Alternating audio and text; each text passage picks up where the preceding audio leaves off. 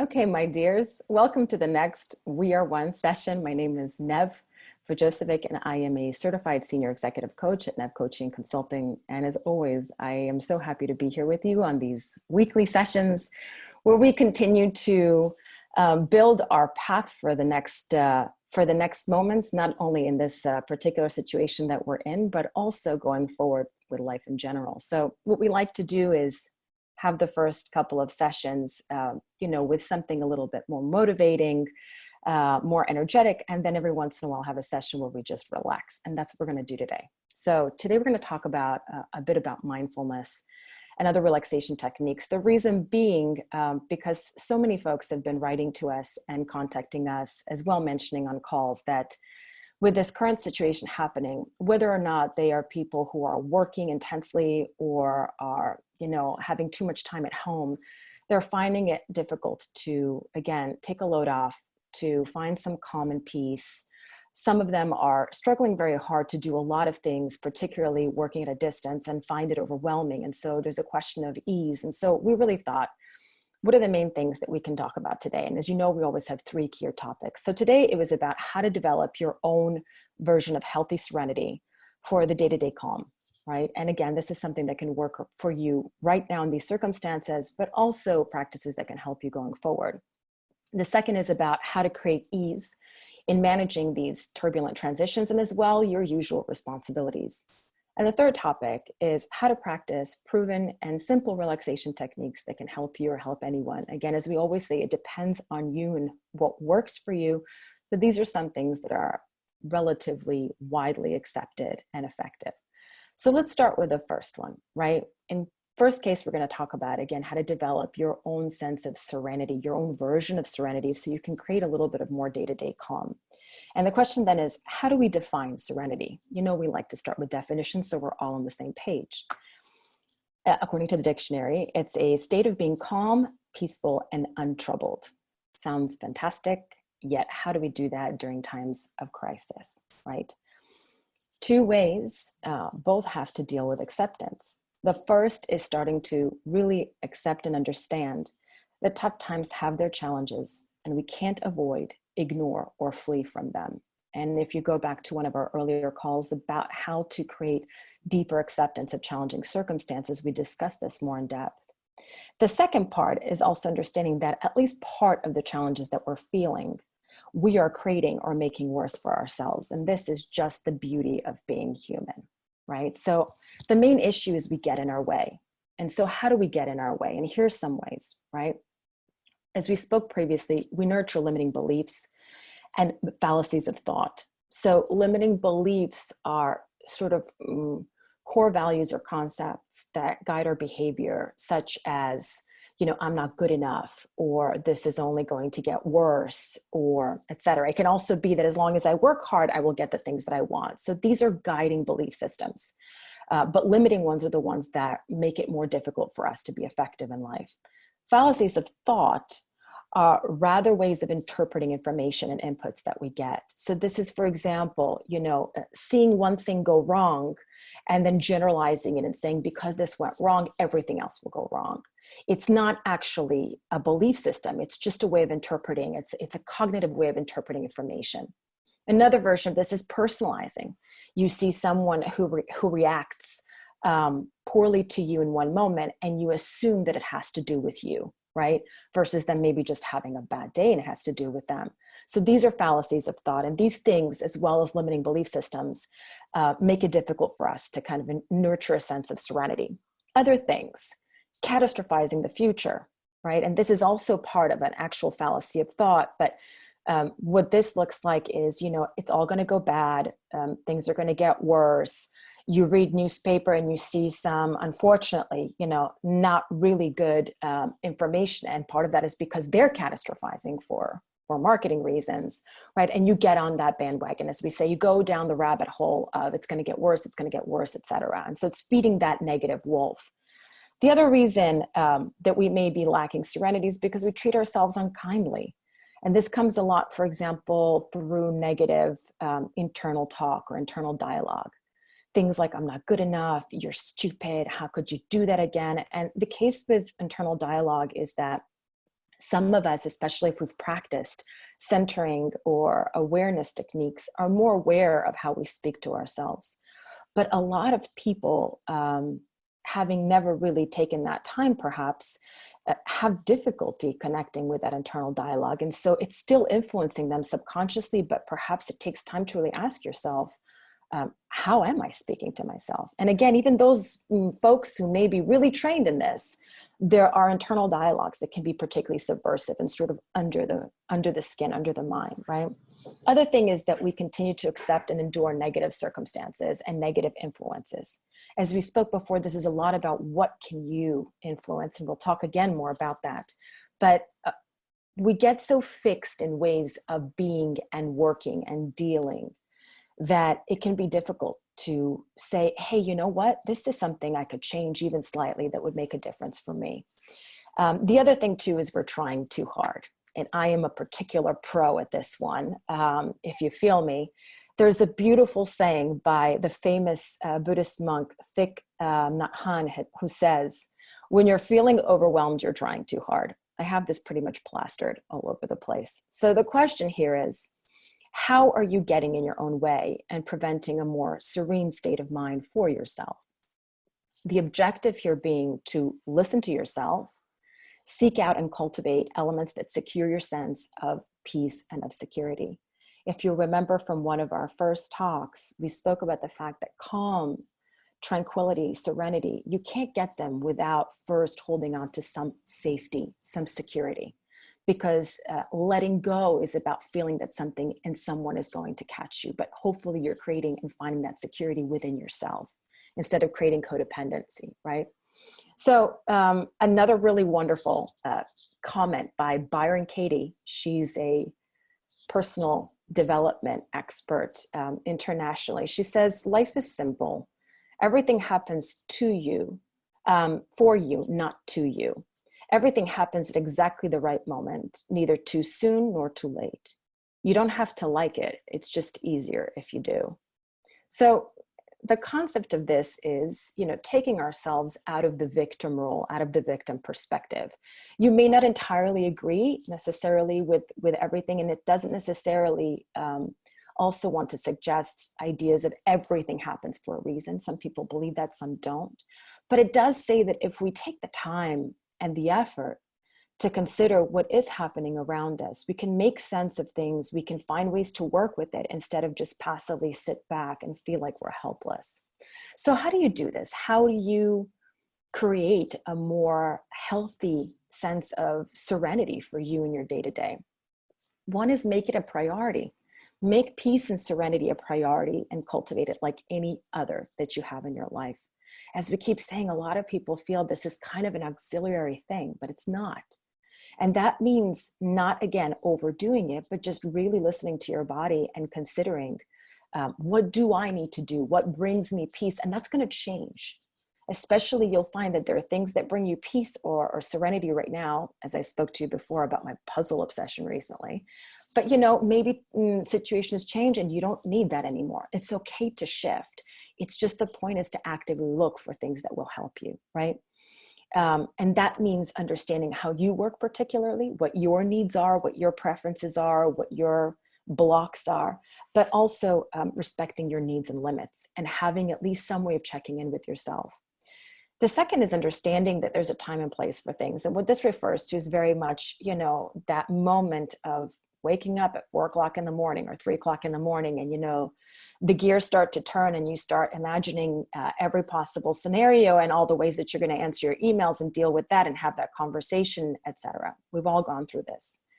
One clever way, which actually works if you practice it, is to say to yourself, hey, listen, this is a moment for peace, for rest, for rejuvenation. You can deal with all these things tomorrow morning. That's what the day is for. But right now, we're here to relax because we deserve that, we need that, and we'll handle all these things better in the morning if we do. So let's put these in a box, so to speak, under the bed, and let's move forward. I'll deal with that tomorrow. Sounds crazy, but if you try, and I encourage you to create your own techniques to really respect and say, I will get to this, but not at this moment, right? And this is just one example. The other thing is also creating and insisting on the time and place you need to function well and healthily, right? Some people are saying that, in order to do well, they need to have a little bit extra time in the morning, or they need to shut off after a certain hour at night. Others say, I can only take this much screen time. I can only take that much people time, or I need to really be connecting with people at a certain moment. So again, create that space and time for the things that you need, respecting the fact that, especially if you're living with other people, their needs will be possibly different than yours, right? And it's okay. Nobody's right or wrong. It's just what works. Cultivate your inner best friend. That's the next one. Again, it sounds silly, but a lot of us are making life more difficult for ourselves by treating ourselves badly, as we said. And so the idea is, how different would life be if, first of all, if you felt 100% worthy all the time? How differently would you go through your day? How differently would you function if, instead of when you made a mistake or you got overwhelmed, it didn't go along the lines of like this in your head: oh, you're so stupid, just push, don't complain. And you put pressure on yourself versus saying, hey, I get it, I'm here. I'll take care of you. We'll get through this. Elizabeth Gilbert has a wonderful version in one of her talks for a mindfulness initiative that came out that I saw. And she says, one of the first things she says in the morning is, having gone through a lot of difficulties, a lot of pain comes up for her the minute she wakes up. And one of the things she says is, the first thing she starts to write is say, oh my God, I need you. And it comes that part in her head that says, I'm here for you. I'm always here for you. And that's herself, right? So we have this power. We have these abilities, but we don't tap into them. I'm always telling you also, eliminate, reduce negative influences, amplify the good ones. Again, sometimes we're just dealing with crap because we think we have to. Whereas you can actually decide to reduce it. Even if it's a loved one, you can find ways to connect, but preserve your own well-being in the process. The concept of trusting the universe and trusting yourself, right? This is not mystical. It doesn't matter whether you're religious, spiritual, or atheist. It's not about everything will work out well all the time. We don't know. But there is something to be said for trusting your ability to take care of yourself, seeing and connecting, as we said before, connecting to your wins and the ways that you have been there for yourself before. Trusting the universe that while terrible things happen in this world, there are other also oddly positive and productive things that come out of the worst of it. And that's happened in wars, that's happened in all kinds of tragedies, and it's looking for that, right? And that goes along with this idea of look for the helpers. This is Mr. Rogers, his mom, when he was a young kid, when he would watch the news and get frightened, she would say, look for the helpers, right? You can also look at the devastation. Then again, you're feeding that bad wolf. But when you look for the helpers, look for people who are helping. Look for people who are coming up with solutions. Look for people who are sharing love and support and collaboration. They are always there, right? But it's a really beautiful way to shift our perspective. Solitude is a key one as well. Even if you're someone who is particularly extroverted, that's fine. But we all need time alone to reflect, to connect with ourselves, to center. It doesn't mean that it has to be too long.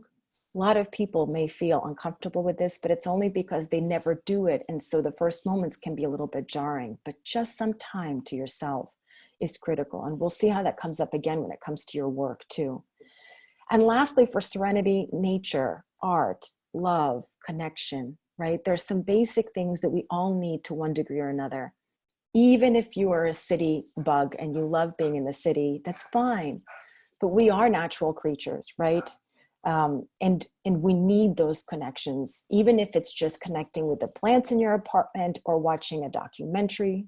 I love watching, underwater documentaries, which are just so super soothing. Sometimes I think we watch the Apple TV screensavers more than we watch the actual shows, right? But it has its effect. And there's so many different ways to plug into that, right? Walt Whitman has this wonderful quote that I love particularly. He says, "Now I see the secret of the making of the best persons. It is to grow in the open air, to eat and sleep with the earth." And I think this is something somewhere inside all of us. So that's serenity, let's move on to now how to create ease in managing turbulent transitions, but also your everyday responsibilities. Defining ease, the absence of difficulty and effort, making something less serious or severe. So in this case, we're not talking about pretending that something isn't challenging, but particularly in situations such as the one we find ourselves in these days, it's a lot about how do we take out the sting? How do we make it less severe, right? Not by ignoring it, not by putting nonsensical palliative, blocks on it. No, but really also finding, as we said, ways to lighten up, right? What gets in the way of creating ease in your day-to-day, right? So ease is flowing more, and it's not just flowing activities. It's actually finding an easier way to get through the everyday, simple, easy ways to get through the everyday. What gets in the way of ease? A lot of the same things that get in the way of serenity. Obviously, they're connected. It also, what happens is we try to do too much. We go too fast, right? We try to control things outside of our sphere of influence. You've heard me repeat this a lot because it's very key. We may understand it conceptually, but all of us are beating ourselves up against that same wall, sometimes trying to control other people and other circumstances. We cannot. Not delegating or eliminating, right? Certain things. Not adjusting or pivoting when circumstances change, right? And so we keep insisting to do things the same way, when really making even slight shifts in the way we go about our lives could make a meaningful difference in how much easier it feels to be alive. And we torture ourselves. We torture ourselves with prescribed ideas, with routines, with expectations, and a lot more with regards to this. So the question when it comes to ease is, what helps you function, flow, and accomplish in the easiest way possible? Right? The idea being we're never going for perfectionism. There are moments when you really want to ascribe to excellence because something really important is at stake for you. You've decided that it's a very high priority, but there are other times that it's just good enough to do it good enough, right? So the objective then is to manage yourself and your responsibilities with the grace of minimum effort, resources, and stress. And I say grace because it's one of my favorite words. And there's something about that also respects being gentle in the moment with yourself and with the things around you. So how do you do this, right? As always, we say, be clear on your priorities and be clear on the why behind. Not just what you decided is important at this moment, but really why, and challenging that. Connect with your value and strength. We mentioned a little bit of this in Serenity, but a lot of the times what happens is that when we get stressed, when we complicate things, when we get overwhelmed, we forget the things that we're good at. We just focus on what's lacking. We just focus on what I'm not doing, what I'm not getting, what I'm not achieving. And thereby we disconnect from our power source, making us that much more insecure, that much more confused, that much more frustrated. Another beautiful quote by Tyler Knott Gregson, poet, author, and photographer. Another one of my favorites. I'm going to drown you with these today.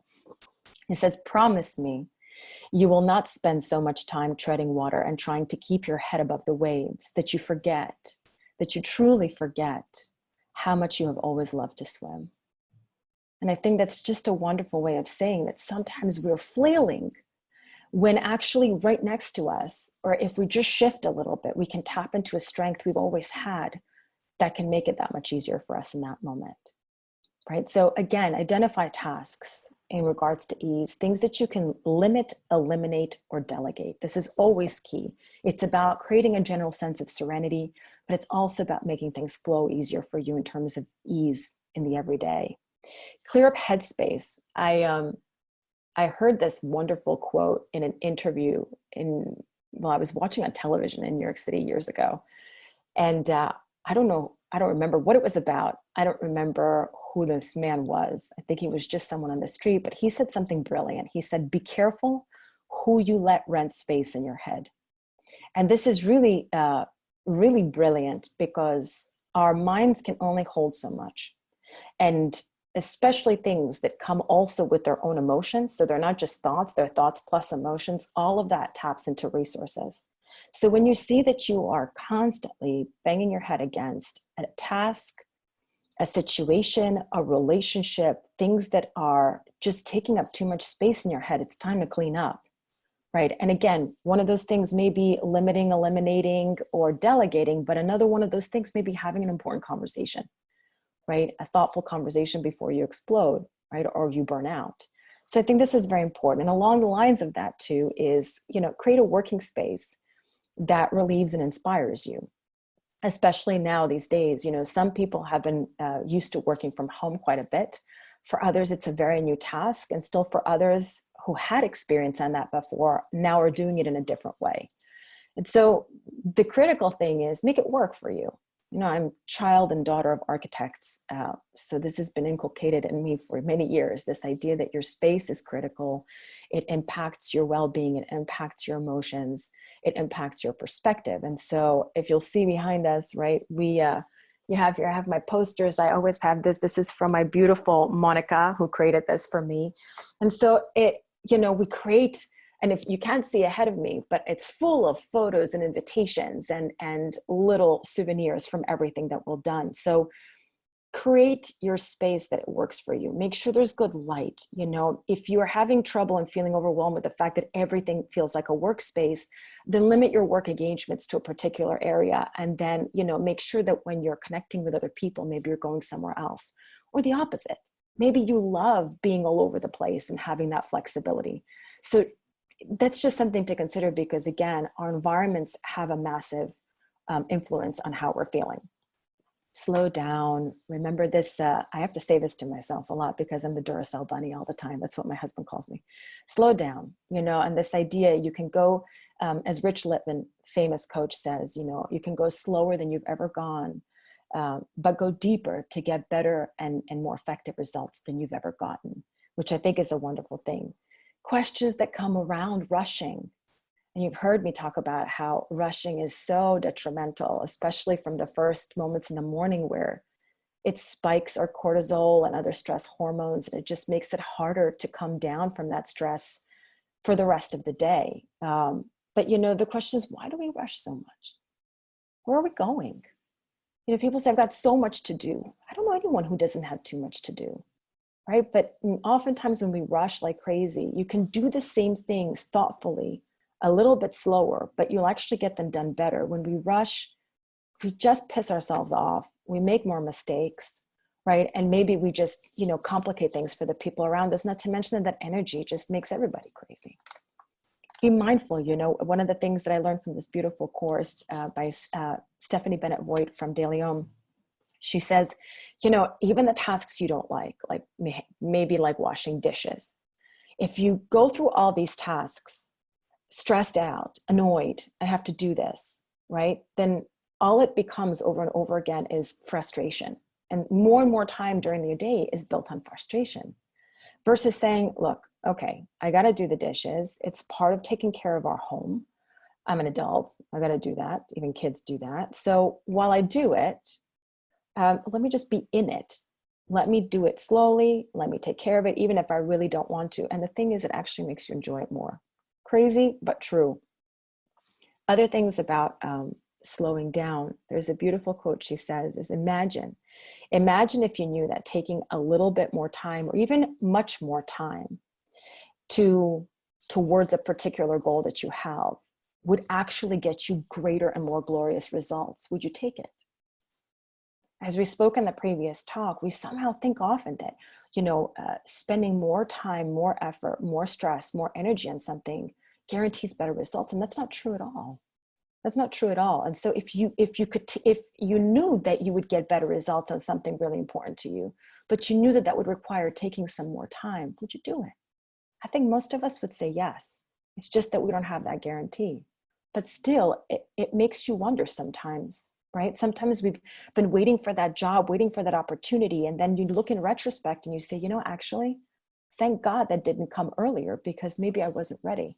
Maybe I had other stuff going on, right? So it's how we interpret our world. And there's a beautiful garden garden best practice or saying that says, slow, flow, grow, and glow, again, from one of Stephanie's courses, which I think is wonderful. When you plant plants in the garden, oftentimes what happens at first is they're going very slowly, right? They creep, they creep, they creep. And then they start to flow a little, right? They start to move. You can see that they're getting out there. And then they start to grow. And at the end, they're glowing, right? If they make it, if their roots really hit, then they're absolutely brilliant. And so if we consider that metaphor for ourselves, the idea also becomes maybe we don't have to be beating ourselves up so much to go so fast. Again, solitude is really critical for ease. In this case, we're talking about solitude, not just to connect with yourself and what you're feeling and what you're thinking, but also to take time to organize better your work. And it doesn't have to be more than 5 minutes or 10 minutes, but think about it as any practice. You just launch into it in a rush, even if you've had things written down. It's like we can't catch our breaths, but sometimes taking a moment and just saying, all right, what comes first? What comes second? Remember your rule of 3 from last week. What are the top 3 things that I really need to do today? What's this week? What are the most important things for me to get done this week in general? What are the things to look out for, right? So just a couple of questions can help you reflect and really feel more secure about everything you have in front of you to take care of. A couple of other things, understand this idea that challenges do make us grow. They make us stronger. It's not, the famous saying, what doesn't kill you make you stronger. Sure. But it's also the idea of really understanding that in the moment. As we said, a lot of the times we just get so frustrated with what's hard, and that's understandable, that's human, but also just leaving a little bit of space to understand that those things will also somehow benefit us in the future if we let them. I've had a lot of setbacks, a lot of failures, a lot of disappointments that looking back, I thought, oh my God, thank God that happened, because it actually made me prepare or have to recover in ways that then served me perfectly for another future situation. There's a beautiful saying, this is now from the Mulan film from Disney, but I remembered it because it reminds me so much of our hibiscus flowers in the garden. Poor things, they are incredible, but they're always dying. And it says, the flower that blooms in adversity is the most beautiful one. Now, our garden is not a place of adversity, I'm happy to say. But for some reason, I think we planted them in the crap position without enough sun. So the poor things are spending the whole year like nearly getting down to little sticks. And then the funny thing is summer comes and they have the most brilliant, beautiful flowers. I still don't know how they're surviving. And one has flowers of 2 different colors that I have no idea how that's possible. So it works in nature and in life. Actively engage for help. Don't do it all on your own. Why would you? We don't come into this world having all the skills and all the knowledge for everything that we need, because that would be stupidly boring. And what would we do with life, right? The idea is we all come with some strengths, other weaknesses, no problem. But when we insist always, I have to do it all on my own, we're just wasting our time and energy, right? One thing is trying something new and trying to do it yourself because you're fascinated by it, like me trying to do some home improvement projects to a degree.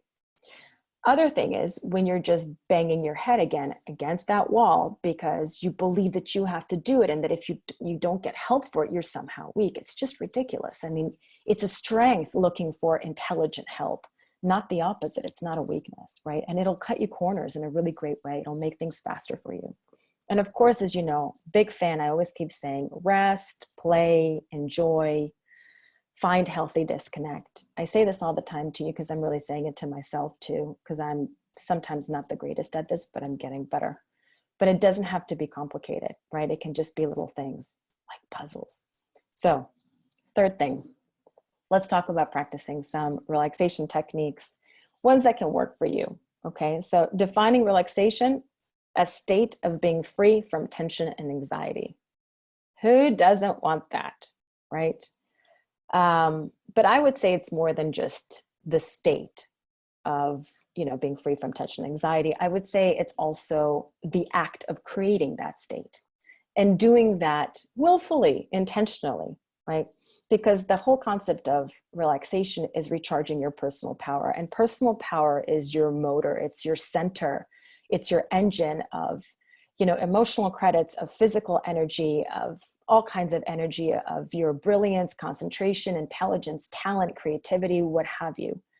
We all call this, we call all of this personal power, right? So if you think about it like this, there's this famous saying by Pablo Picasso about inspiration, which is, the muse or inspiration will find you, but it has to find you working, right? The idea that if we just expect this to happen on its own, we're not going to have that many occasions of it, especially during times of crisis or when we're very busy.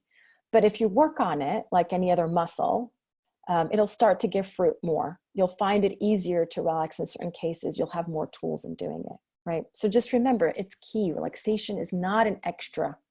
It's not a nice to have. As we keep saying, this is a critical, valuable tool to maximizing your effectiveness, your creativity, and your joy. Some other myths, other than just believing that it can only happen spontaneously and can't be created, are that it's only valid when everything else is done. Well, if you're waiting for everything else to be done before you actually have a chance to relax, you'll never get there. Or you'll rarely get there, and by the time you get there, it may be too late. The other myth is if you're nervous, you can't help yourself relax. It's not necessarily true. There are many things that can help us even in some of our most panicked moments. Now, are you expecting to go from, crisis, panic, stress to blissful zen in 6.5 seconds? No, but you can definitely de-escalate very quickly if you put some of these things into practice. Right. The reality comes down to is that you don't find time for relaxation. You create the time. If you think about all these people who run huge companies and have all kinds of different things under their belt, the only way they manage to survive in some cases is because they have to insist on time away, time to reflect, time to rest, time to be with loved ones. My husband and I started a practice years ago where the minute the new year starts, we don't just do our kind of forecasted work calendars, but we also create our vacation calendar, which is something that was very difficult for me at first to mentalize, but it turns out to be pretty brilliant because you set the time apart, it motivates you, you make your reservations even, you cancel them if you have to, no big deal. But it's a wonderful way to structure the year that includes not just your work and your campaigns and your business trips, but also your fun time, which is wonderful. So the basic truth here is that there's only one moment, and it's now. Anything that's happened 5 minutes ago or 5 years ago or 5 weeks ago is past, and there's nothing we can do with that other than learn from it. The future, 5 minutes from now, hasn't happened yet, and we can only control what we can, but very little, very little. So at the end of the day, this is all we got. And if we're constantly letting go of the moment and constantly saying no to ourselves in the current moment, then, well, we can't be surprised when we become overwhelmed or burnt out, which has happened to me a lot. The question then becomes, what are the ways that help you let go? What are the ways that help you let go, enjoy the moment, and renew your calm? And the objective here is to actively care for your well-being. Actively care for your well-being to let go and relieve your tension and stress while renewing your personal power. Remember of the 5 S's we spoke from Stephanie's course in the first call, one of them is surrender. And surrender is not giving up. It's not giving in. It's really just learning to let go and focus on the things that you can influence and that are truly important to you. So how do you do this? What relaxation techniques can we share with you? Well, there's like hundreds, but here's a couple we thought might be of interest, right? Again, insist and create time for relaxation. You know, this is something we're going to keep saying, create the time, right? Mindfulness tricks, the pause signal, right? Or you can create it by just writing it on a piece of paper. You write pause, you stick it over your desk or anywhere you think. Some people stick it in front of the phone. And it just serves as a reminder that every time you see it, you close your eyes and you take 3 natural breaths. and it has masterful effects. I put it in front of the toilet in the bathroom because you got to sit down anyway, right? The other one is the five senses. At any one moment when you're feeling overwhelmed or bored or frustrated, again, to fix yourself in the moment, you ask, what am I smelling? What am I seeing? What am I hearing? What am I touching? And it helps you just kind of bring you back to where you're at. Breathing tricks, I've mentioned in early sessions, you don't have to be some sort of masterful expert in breathing exercises, but breathing exercises, even for just 5 minutes a day, have had massive impact for physical, mental health, emotional health of people, as has been proven by various research. And so one of the first and most typical ones is you inhale for 4 breaths or 4 seconds, you hold it for 8, and then you exhale for as long as you can, which can be 7 or etc. When you do this, and you exhale full until you don't feel any more air in your lungs, and you feel your diaphragm is nicely compressed, and then you repeat. You repeat this for 5 occasions, 10 occasions, just slowly. And what it does is it triggers your parasympathetic system. So it triggers the opposite part of your nervous system that slows down the heart, and it just kicks into gear your normal relaxation, physiological relaxation. And it works really well.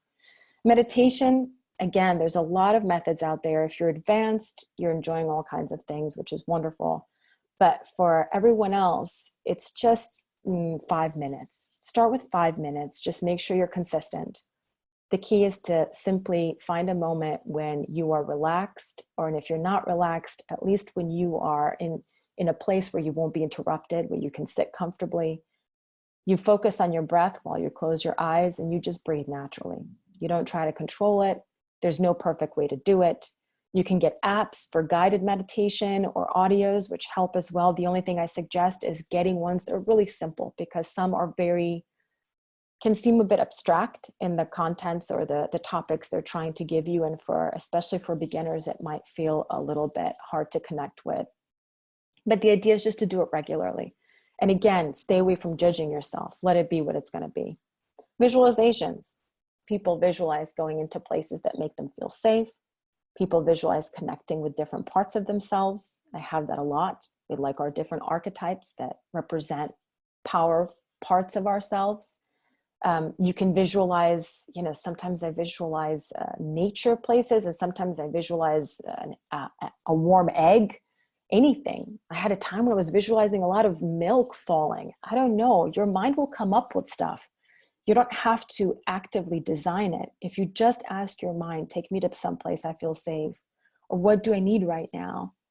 It can help you come up with those images, right? So don't worry about what it looks like, and don't worry about, what anybody else might think.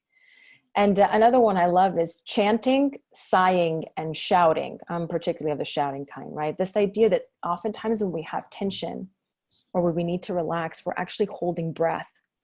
And so you may have felt this, you may not, but what becomes really important is to let that tension out, right? So some people sigh like, right?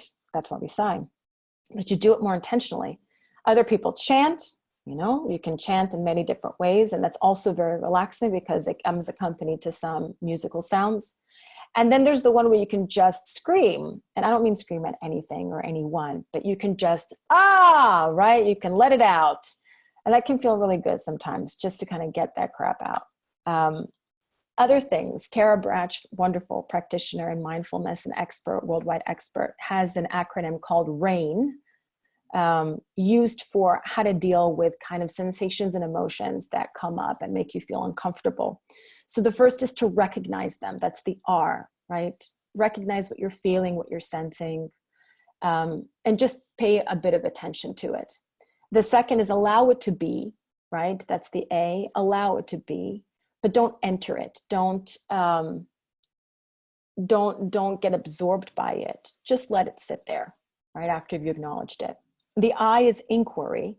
And in this case, we do sort of gently inquire within, where is this coming from? Or what might this mean? But without, again, getting into sort of analysis paralysis.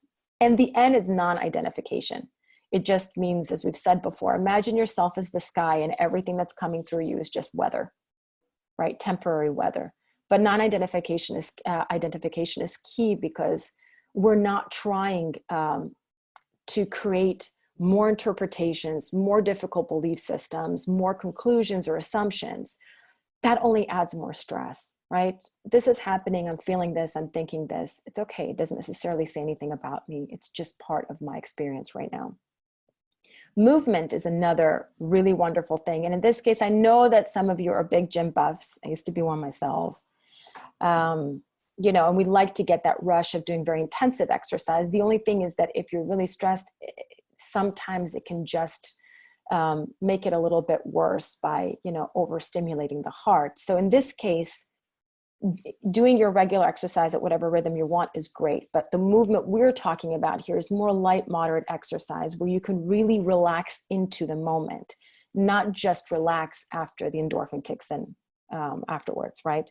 So here's some of them, right? You can, as you know, walking, hiking, dancing, stretching, yoga, house chores.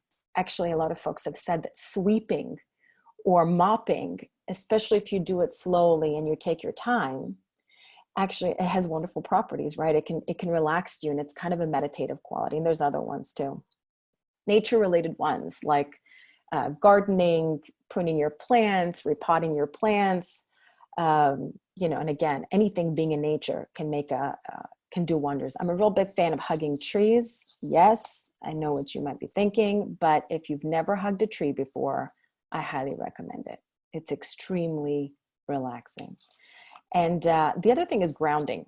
This I learned about a year and a half ago. Grounding is also a regular practice. You go barefoot at ground level on natural materials. So ideally it's sand or grass or rocks or dirt. But if you don't have access to that, it can also be, natural wood floors, or we have here kind of terracotta tile floors. That's natural enough. But the idea is connecting sort of with just natural things with different parts of your body. Grounding can happen as you're walking, but you can also do it just by laying on the grass. Again, there's a reason we did this so much when we were children. Other things that help with relaxation. We talked about flow activities in the other calls, right? Anything, hobbies, games, things that really get you in the mood and get you to forget about time. And the point with all of this is to do it without expectation, right? To do it without pressure, without rush, without a time limit. And oftentimes you'll see that you don't necessarily need that much time doing it, but don't rush yourself. Music therapy is wonderful. You may love, if you're a music buff, you have your favorite groups, but sometimes if you're particularly stressed, hearing particularly energetic music can be challenging. So music therapy is wonderful because it actually doesn't only use beautiful instrumentals and other sounds, but it also uses certain sound frequencies that have been connected with more relaxing properties and effects. So I highly recommend it. You can find it on any musical platform if you just search for it. Getting sun is critical, especially for those of us that are a little bit pale, but in general, it relaxes the muscles and it regenerates us immensely. You know that there are healthy supplements that can help you as well. Things like melatonin if you're struggling to sleep, tryptophan foods, everything from turkey, milk, almonds, bananas, simple things that as long as you can eat them and you can find this out on your own, actually have amazing effects for relaxation and quite immediate in some cases. Herbs like valerian and others can also help tremendously. Of course, always speak with your doctor and your practitioner about what you can eat. But there's a lot of stuff out there that doesn't require having to take any sort of medication or synthetics. Rest. I'm always a big fan, as I keep saying, rest, you see, is the end point for all of these because we don't get enough of it. I've been saying to folks that one of the things that I really have needed, especially during this period, is I sometimes go to sleep at 8 o'clock at night. I know it sounds nuts, but I also wake up most of the time at 6. So it's my rhythm. I was a night person when I was a kid, but lately this is what I need and it works wonderfully for me. So take your siestas, take your breaks. I, for example, am terrible at taking breaks during the day, but at some hour, the Duracell bunny shuts off and then I'm useless until the next morning. So you'll know what flows for you. And just remember to shut off from screens, shut off also from people to a degree. And I don't mean this disconnect. Have your moments when you connect with folks, but a lot of people are saying, and research is coming out, that all of these online video calls are exhausting for people. And there's a great study, I believe, from NC that is coming out talking about this. It's exhausting being on these kinds of calls all the time. And even if you're doing it just for social reasons. So don't be afraid to communicate to others. We've had to do this as well. Listen, I'm going to be shut off for the weekend, or let's, talk at this moment, but then I'm going to put the phone away. It's okay. People get it. And a lot of folks are expressing the fact that they feel overwhelmed with all these obligations, both professional and personal. So just remember, this is your right. The more you take care of yourself, the better life goes in general. And the easier it'll be to get through both difficult moments as well as the daily activities, and just enjoy the moment more than perhaps has been the case before. That's all I got for you today. So now it's your turn. Let's go back to some of the questions, or you can ask or share anything you wish. Just to remind you, the questions from today were, how are you getting in your own way and preventing a more serene state of mind? What helps you function, flow, and accomplish in the easiest way possible? And what are the ways to help you let go, right? That can help you enjoy the moment and help you renew your calm. But again, you can ask anything or say anything. So, well, as we were discussing previously at the beginning of the call, yesterday I was also in the call, the one in Spanish, and I actually needed this more than any other day, because I was not serene or calm at all. I woke up really fuzzy in my head. I couldn't focus. So that's also why I decided to do it again today, because yesterday I needed it, but I couldn't really process it. And I thought, okay, I need to give it another day when I can, I feel more serene and I am more open to all these ideas. And today it really, really entered today, and it's sinking in. And now I have notes both in Spanish and in English, so I think I can have a good compilation. We're happy to have you as many times as you want to attend. Yeah, as you said very well, there are times that we just can't process. And I turn into like a 6-year-old child in some moments, really, where I can't have a conversation. I can't do whatever. And I used to fight this a lot, but then I just realized, look, you know what? Someone may judge me for it. If I keep judging myself for it, all right. But at the end of the day, you can what you can, and you can't when you can't. When we spoke about meditation, motivation in the previous sessions, we also said, this idea of there are different ways you can motivate. But there are times as well that you try all those things and just say, no, that's it, which is why we always end, all these points of best practices always end with disconnect, walk away, give yourself a moment. So I completely hear you. Indeed.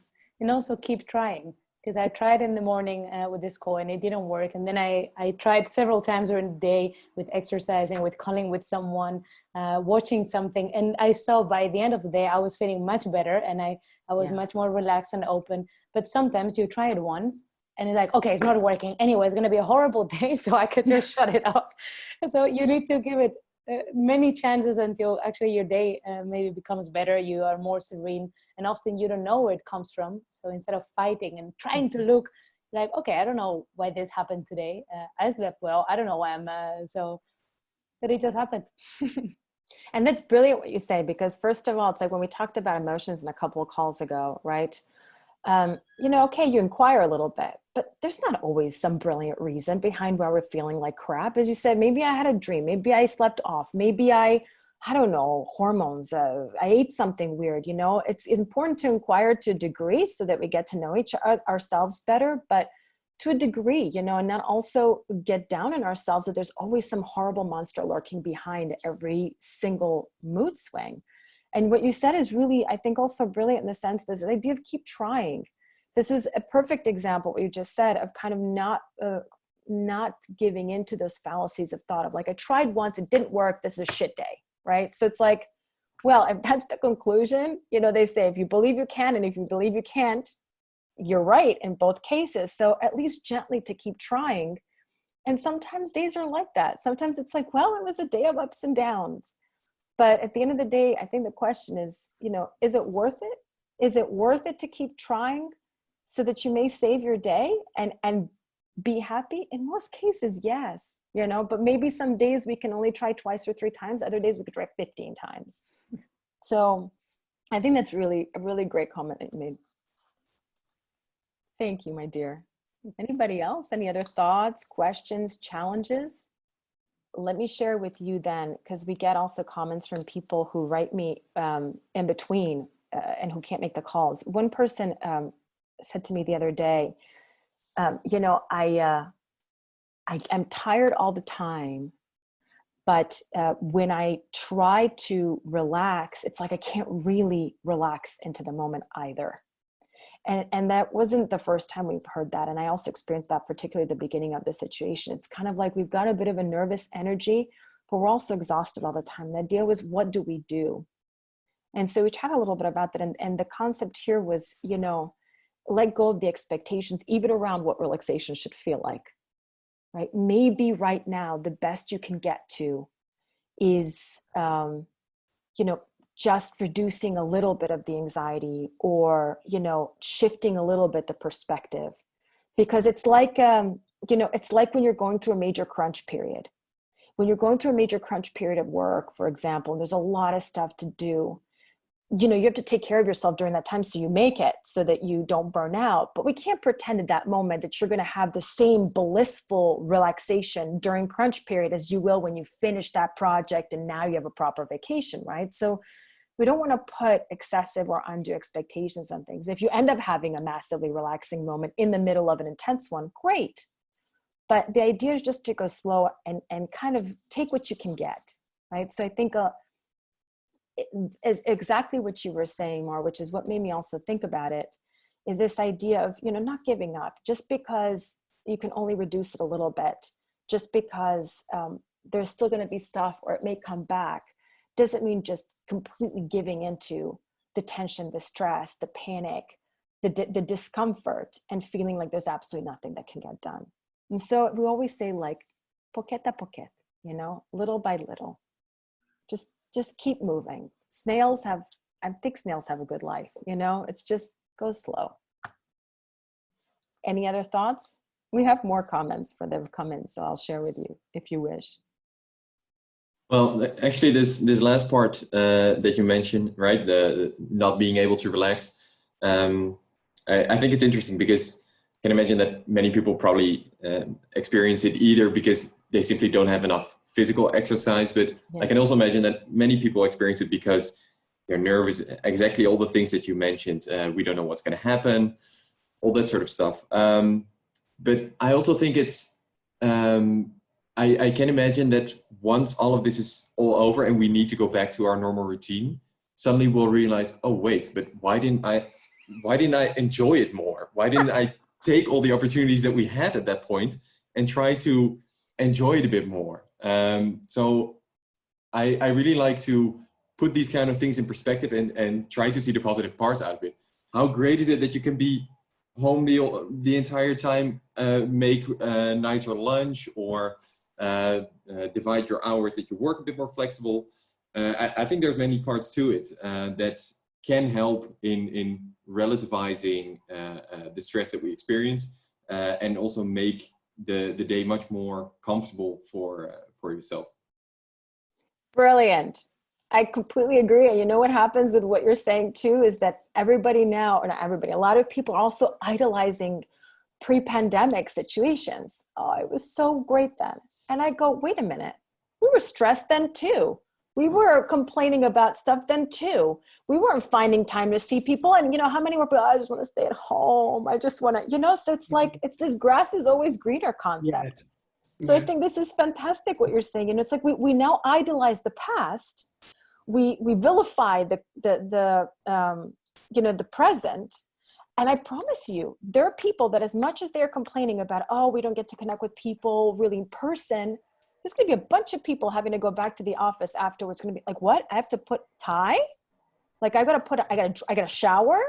You know, oh God, I got to get the car? You mean I can't be laying down and cuddling my puppies and having a phone call at the same time and they don't see me? So it's just, I think it's brilliant what you said, because this is the human condition. And the fact that you notice that and reflect on that, I think is what pure critical thinking and ability to adapt is about. I completely agree. Thank you. Did you want to say something, gentlemen? I heard some voices.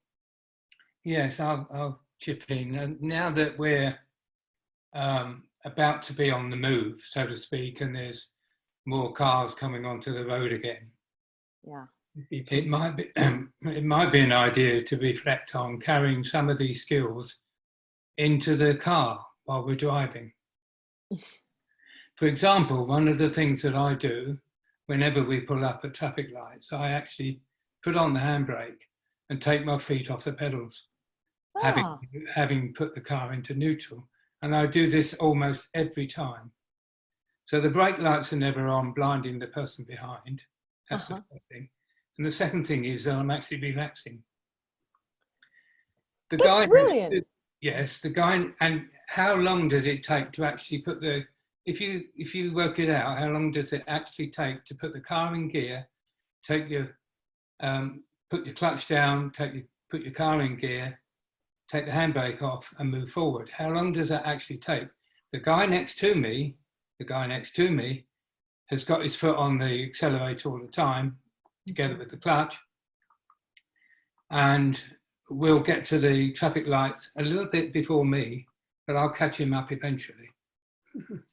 And where are we going, right? Where are we rushing to? Unless it's a medical emergency. What are we rushing? It's not race car driving. This is brilliant. I love this. And I never thought of this. And this is why I enjoy driving. I enjoy it. Many people hate it.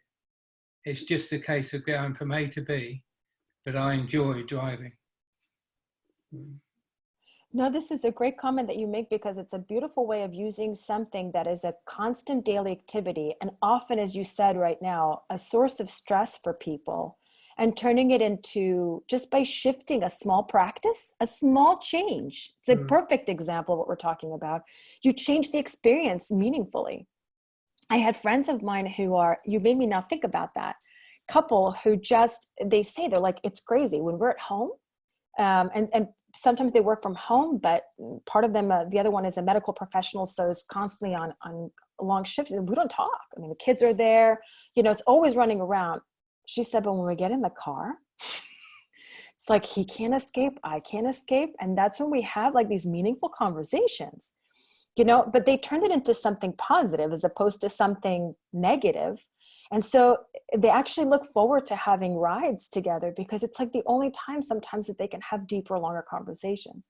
But this is wonderful what you're saying.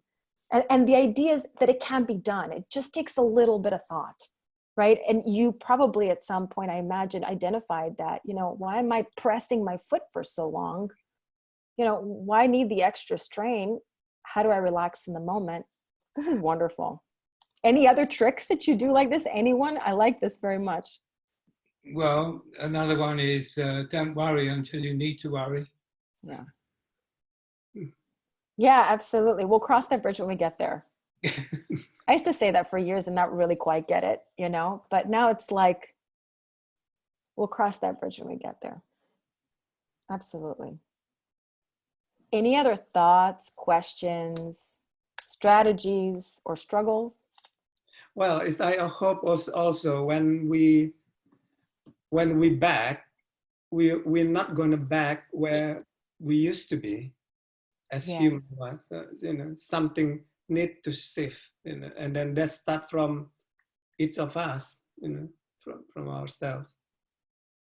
Yes, I think one of the problems is that countries are concerned about the economy when we should be more concerned about globalization and climate change and the possible return of the pandemic, and therefore encourage more health systems. Mm-hmm.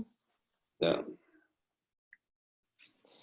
I think this is very important, what you brought up, and you've actually given me a perfect segue to let you know that next week's session is our last WeAreOne session for this first edition.